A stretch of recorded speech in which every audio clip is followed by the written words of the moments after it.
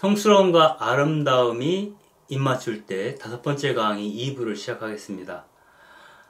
이번 강의는 지난 강의에 이어서 하느님의 측은주심이 당신의 자유로부터 비롯되었다. 즉 예수님께서 복음서 안에서 하느님 나라를 포도원 주인의 어떤 모습에 빗대어서 이야기한 적이 있는데, 그 이야기를 통해서 우리는 하느님의 경제, 하느님이 무엇보다도 먼저 마음 쓰시는 구석이 무엇인가에 대해서 생각해 볼 수 있는 기회를 주게 됩니다. 먼저 예수님 시대의 그 철학경제에 대한 이해가 필요할 텐데요. 당시 예수님 시대의 철학은 자급자족 공동체였다라고 볼 수가 있습니다. 즉 생산량이 아직 생산성이 높지 않았기 때문에 잉여 생산물이 이렇게 많지가 않았죠. 그리고 그나마 잉여 생산물이 생기더라도, 즉 내가 먹고 남을 만한 어떤 부분이 생긴다 해도 그런 것들은 세금으로 다 빼앗기게 되거나 혹은 지주들에게 소장료로 지불해야 되는 몫이었던 거죠. 이처럼 그 재화라고 하는 것이 당대의 사람들에게는 아주 한정적인 것이어서 잉여 생산물은 아주 특별한 필요에 의해서 사용됐다라고 볼 수가 있어요. 즉 세금이나 소장료로 빼앗기지 않는다 해도 그래도 남는 부분이 있다면 이것은 뒷날을 위해서 일종의 그 상납해야 되는 부분들이 있는 거죠. 정말 어려웠을 때 다시 돈을 빌릴 수 있도록 여유 있는 사람들에게 선물을 한달지, 혹은 다른 그 동료들과 앞으로 어려운 시기가 닥칠 때 서로 도움을 주고받을 수 있도록, 즉 후회적 관계를 유지하기 위한 비용으로서, 또 그때 도움을 받을 것을 대비한 보험으로서 그들과 나눠야 했다는 거죠. 결국은 당대의 사람들은 그날 벌어서 그날 먹는, 혹은 그 해에 생산한 것으로 겨우 나머지 한 해를 버텨낼 수 있는, 즉 근근히 먹고 사는 정도의 촌락 경제를 유지하고 있었다라고 볼 수가 있겠습니다. 이 포도원 주인에 관한 이 비유를 보게 되면 이런 얘기를 하는 거죠. 이 마태복음을 중심으로 살펴보자면 예수님께서 이렇게 말씀을 시작하세요. 하늘나라는, 즉 하느님 나라는 자기 포도밭에서 일할 일꾼들을 사려고 이른 아침부터 집을 나선 그 포도원, 그 밭의 임자와 같다. 하늘나라는 누가 같다? 포도원과 같은 게 아니라 포도원 주인과 같다. 이렇게 얘기를 하고 있어요. 하늘나라는 여기 이 비유에 나오는 포도원 주인의 마음을 닮아 있다. 그 포도원 주인이 생각하는 경제를 닮아 있다. 이렇게 얘기를 하는 거죠. 그는 아침에 나가서 일꾼들과 하루에 한 데나리온을 주기로 합의를 하고 그들을 자기 밭으로 일하러 보냅니다. 여기서 한 데나리온이라고 하는 것은 묵시록을 읽어보면 6장 6절에 이런 기절이 나와요.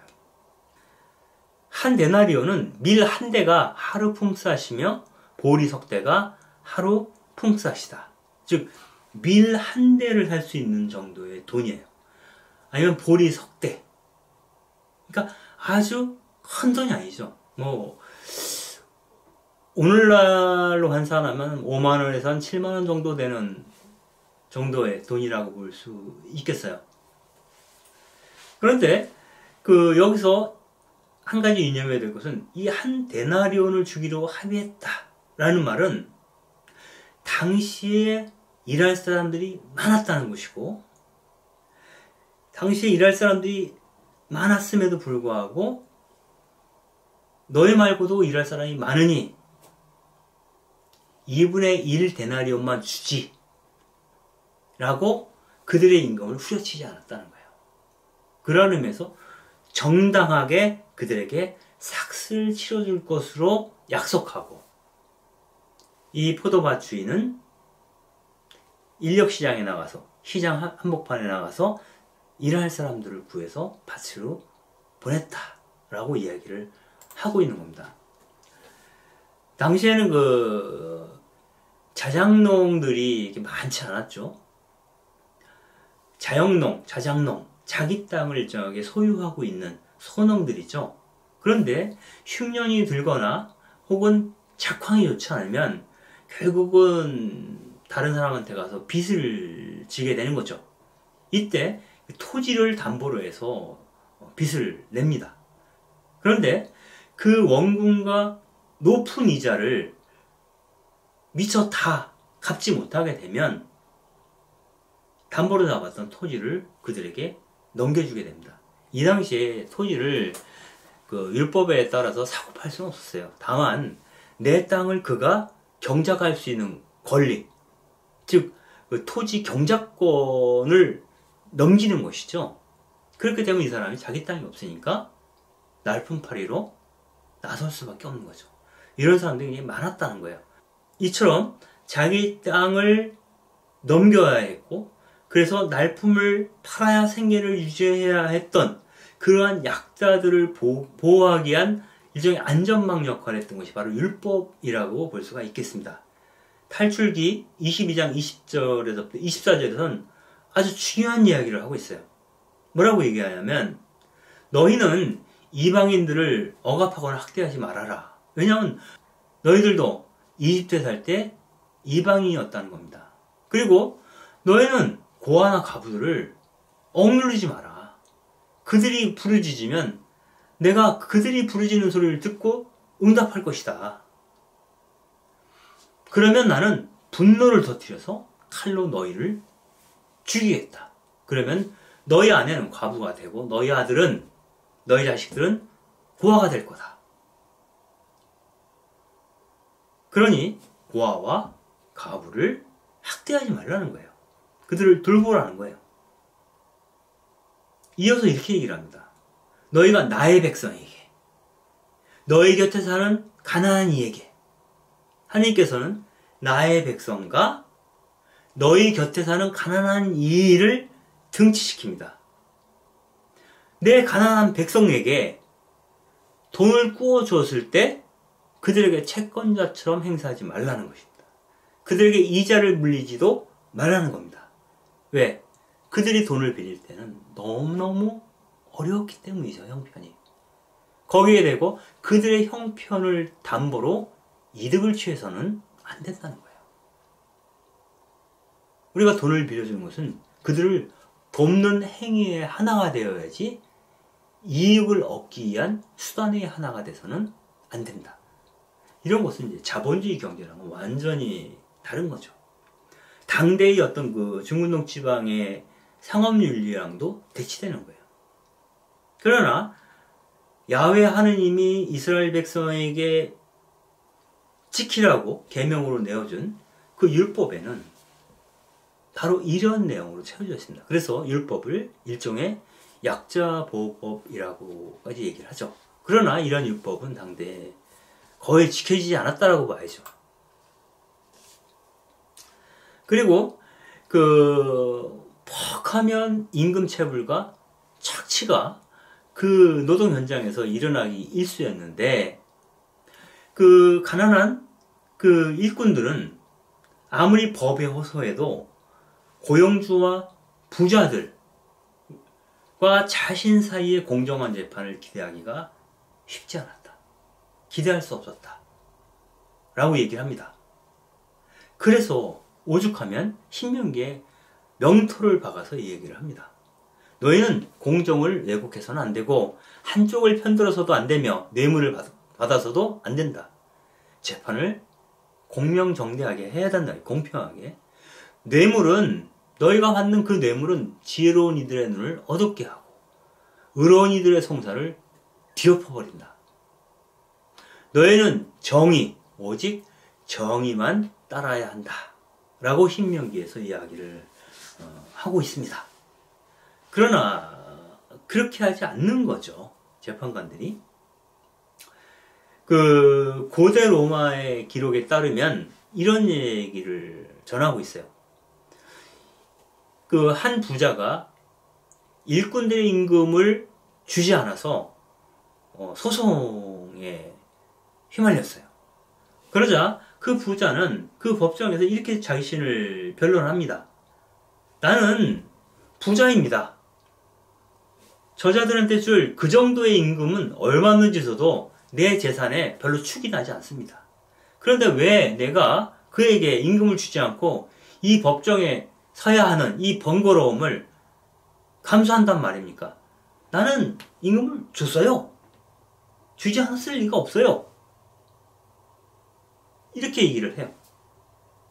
이런 상황에서 재판관은 과연 부자의 말이 합리적이라고 생각할 것인가? 아니면 아니요, 우리는 받은 게 없어요. 그 부자로부터 저희의 임금을 받아주세요 라고 얘기하는, 어찌 보면 보잘것없는 사람들의 견해에 동조할 것인가, 어떤 판단을 내릴 것인가 했을 때 재판관 역시 대세를 따르게 되지 않겠는가. 그러므로 불공정한 재판이 불의한 사회에 횡행했다라고 보는 게 맞을 것 같습니다. 아마도 예수님 시대에도 마찬가지였을 것 같아요. 그럼 다시 포도원 주인에 관한 비유로 돌아가서 얘기를 한다면, 아마도 이 이야기가 진행되고 있는 배경은 농한기였던 것 같아요. 특별히 농번기에는 사실 품꾼들이 많다 해도 많은 사람들이 일터로 나갈 수 있겠죠. 그러나 이때는 농산일이 아주 번다하지 않았었고, 그래서 일을 얻지 못한 사람들이 즐비에 있던 시대, 그러한 계절이 아니었을까 하는 생각을 해봅니다. 그래서 밭주인이 오전 9시에 나갔을 때도 장터에는 일이 없어서 돌아다니는 사람들이 있었고, 정오에 나갔을 때도, 오후 3시에 나갔을 때에도, 5시에 나가보았을 때에도 장터에는 일이 없어서 서성거리는 사람들이 많았다고 되어 있습니다. 이 장터에 서 있는 사람들을 하는 일 없이 장터에 서 있는 사람들이라고 이제 표현하고 있는데요. 그래서 하는 일 없이 라는 말은 그리스어로 아르고스라는 말입니다. 이것은 게으르다 라는 뜻도 있고요, 쓸모없다 이런 뜻도 있는데, 기본적으로 고용이 되지 않은 상태를 뜻하는 말입니다. 아마도 이 사람들은 아침부터 장터에 있을 텐데 자기의 품을 사줄 사람을 만나지 못했던 거죠. 그래서 어떤 사람은 이 포도원 주인으로부터 9시에 정확히 아침부터 고용이 되어서 일을 할 수 있었던 사람도 있는가 하면, 오후 3시가 넘도록 일감을 찾지 못해서 놀고 있는 사람들이 있었던 거예요. 오후 5시까지도. 이 사람들은 시간이 지날수록 마음이 어두워졌겠죠. 왜냐하면 이제 해가 어두워지면 집으로 돌아가야 할 텐데, 돌아오는 이 애비를 반갑게 맞이할 자식의 얼굴을 대면할 면목이 없는 거죠. 왜? 아버지가 일하러 간다 라고 해서 나가셨는데 들어오실 때 손에 아무것도 안 들고 오는 거예요. 그리고 그날 굶주린 배를 치고 있을 그 자녀와 가족들을 먹일 수 있는 양식도 없는 거죠. 그 사람들은 슬픈 얼굴로 장터에 서 있었을 것이고, 그러나 어쩔 방법이 없는 거죠. 그들이 가진 거라고는 고용주가 그다지 원하지도 않는 몸뿐이고, 그렇다고 해서 이 건장한 몸을 갖고 있는데도 어디 가서 구걸을 할 수도 없는 노릇이었기 때문이죠. 이러한 일 없어서 장터를 하루 종일 서성거려야 하는 가장의 얼굴을 떠올린다면, 포도원 주인이 왜 아침에 분명히 일꾼들을 데려갔음에도 불구하고 그 농한기에, 정오에도, 오후 3시에도, 해질 무렵인 오후 5시에도 사람들을 데려다가 포도원에서 일하게 했는가 하는 이유를 짐작해 볼 수 있을 것 같아요.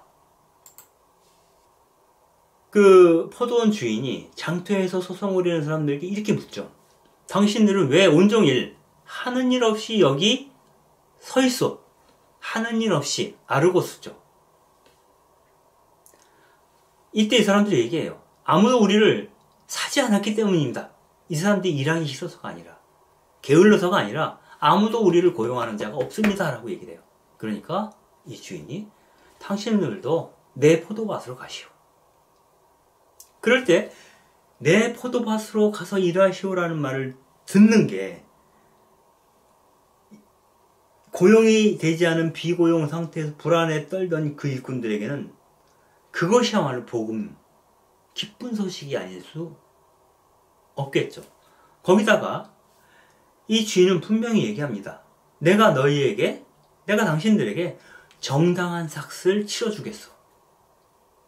정당한이라는 말은 그리스어로 디카이오스라고 하는데 정의롭다는 뜻입니다.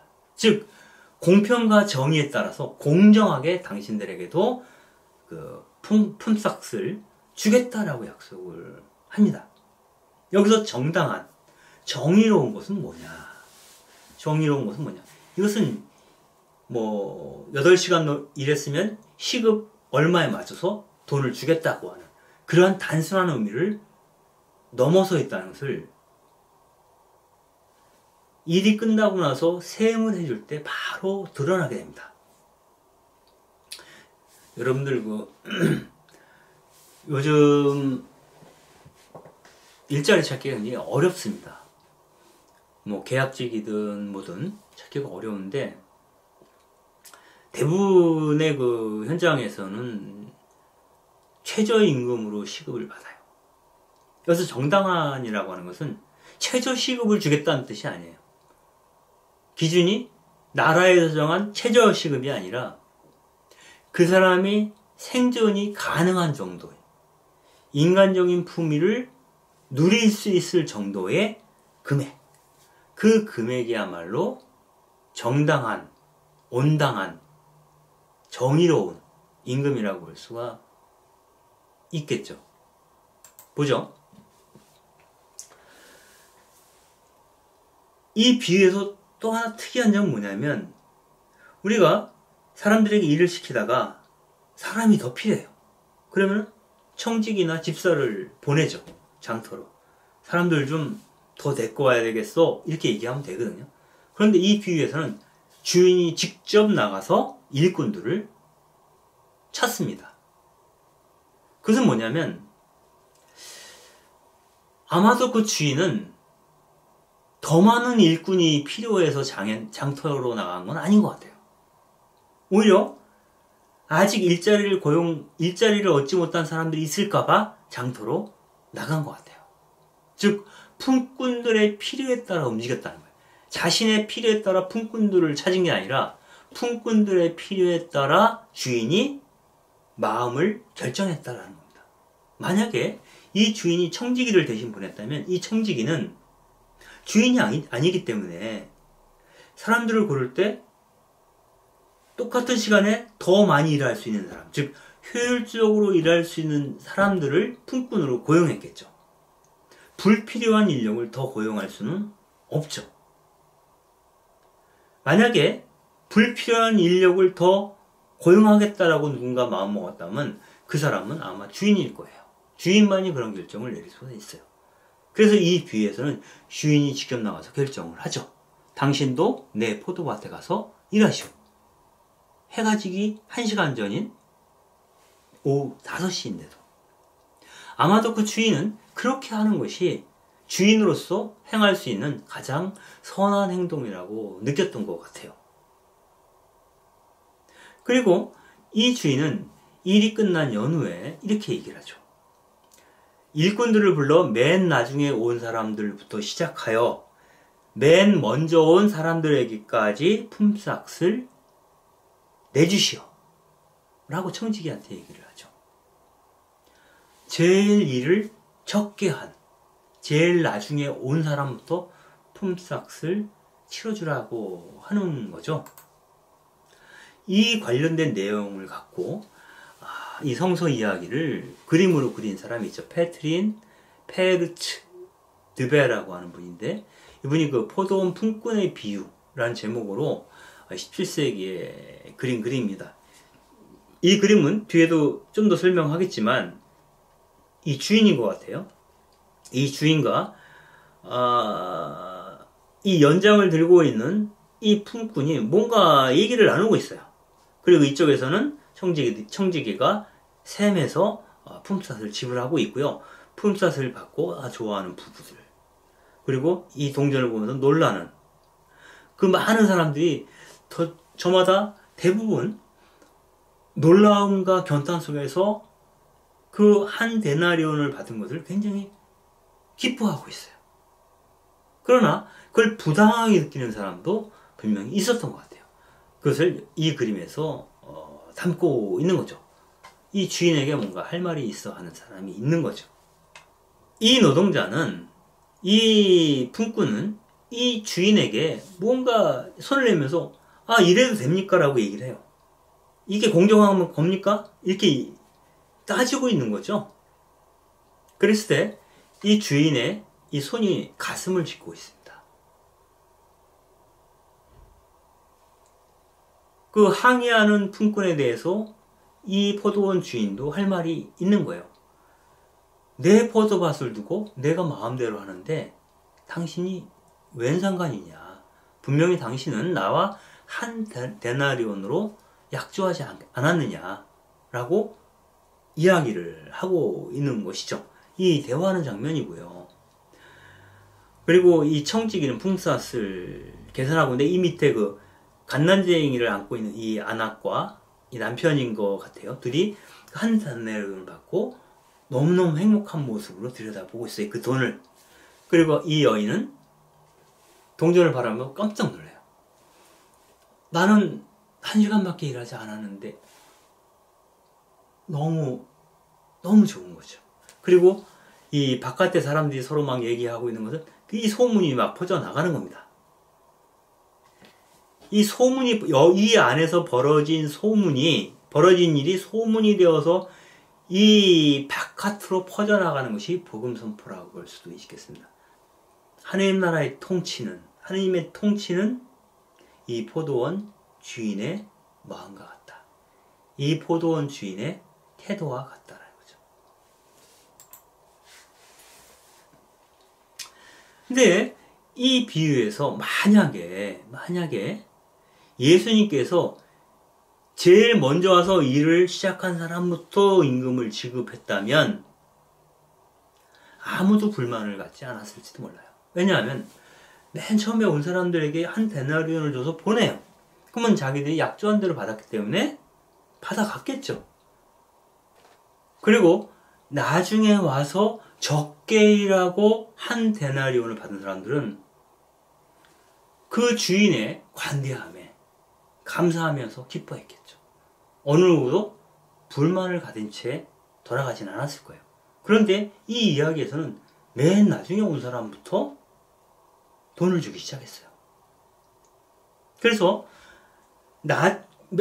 아침부터 와서 일하던 사람들은 한 데나리온을 받고 돌아가는 그 사람들을 보면서 어떤 기대를 품게 돼요.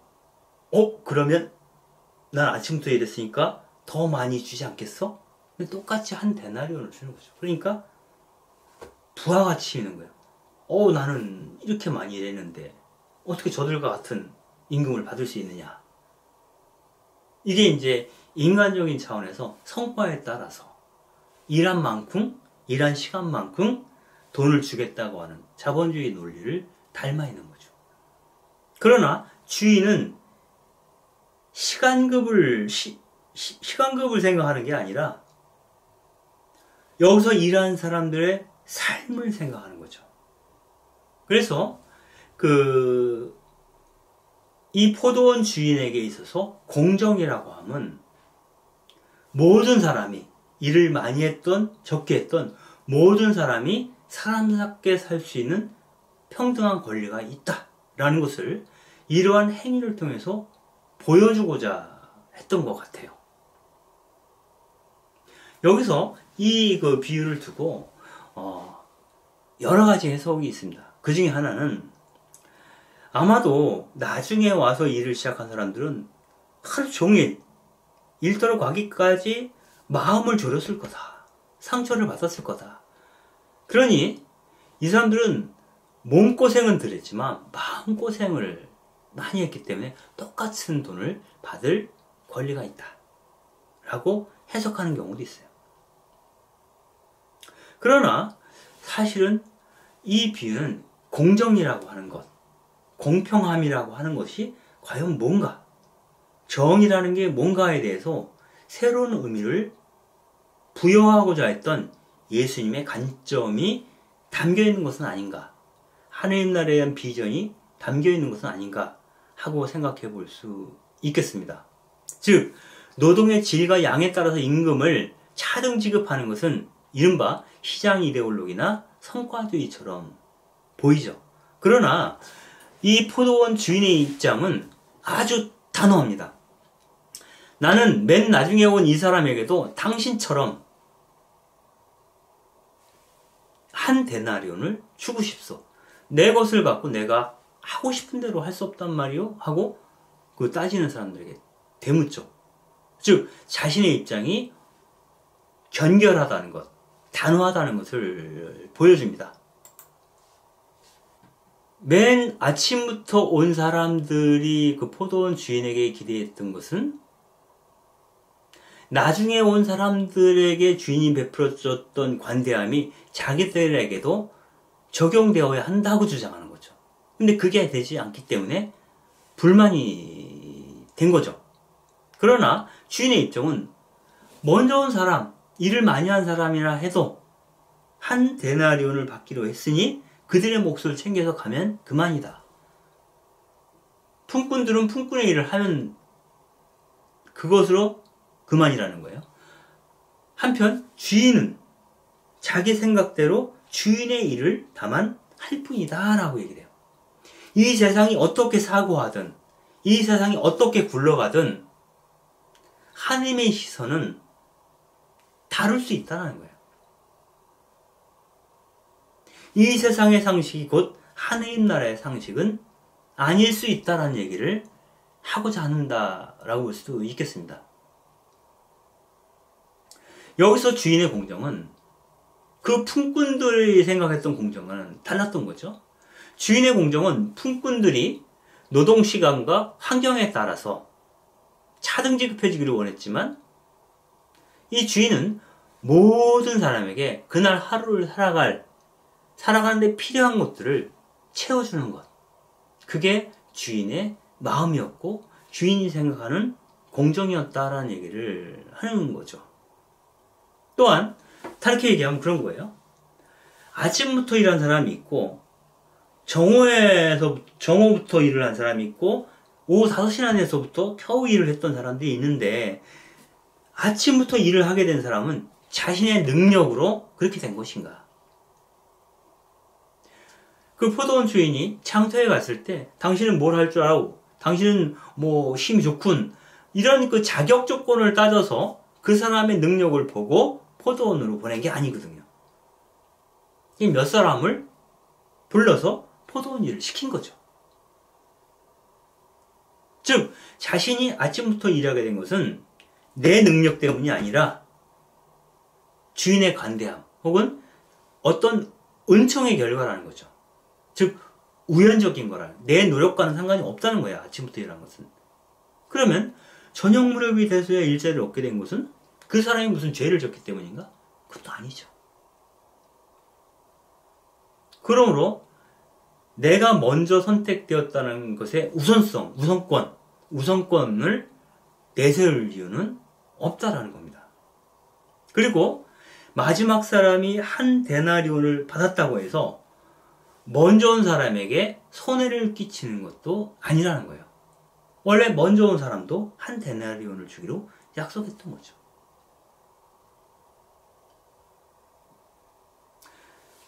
여기서 우리는 복음서에서 여러 차례 거듭 반복되고 있는 이야기를 떠올릴 수 있을 것 같아요. 즉 첫째가 꼴찌되고 꼴찌가 첫째 된다는 얘기죠.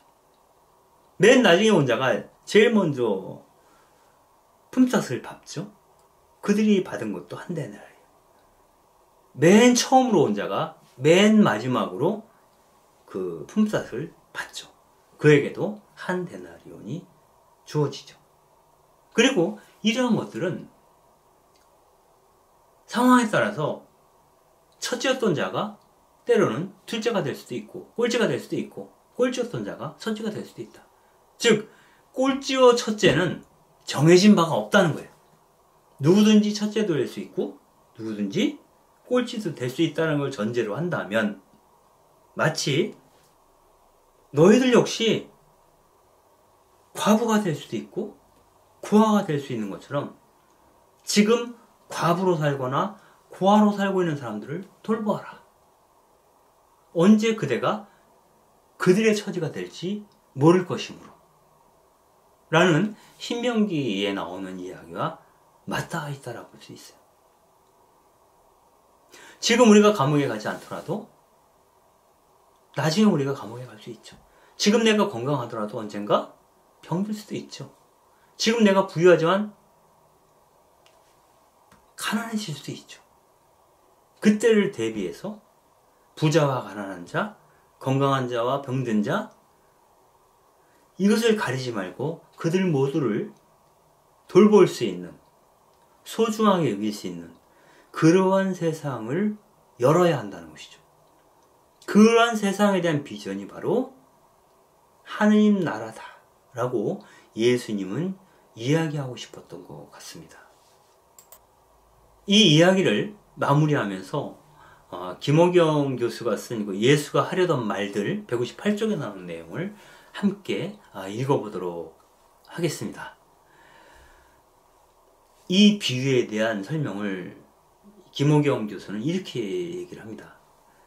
타인을 시기하고 미워하지 않아도 살 수 있는 세상. 타인의 이익 때문에 자신이 손해본다는 얕은 생각으로 괴로워하지 않아도 되는 세상. 이는 주인이 있기 때문에 가능한 세상이다.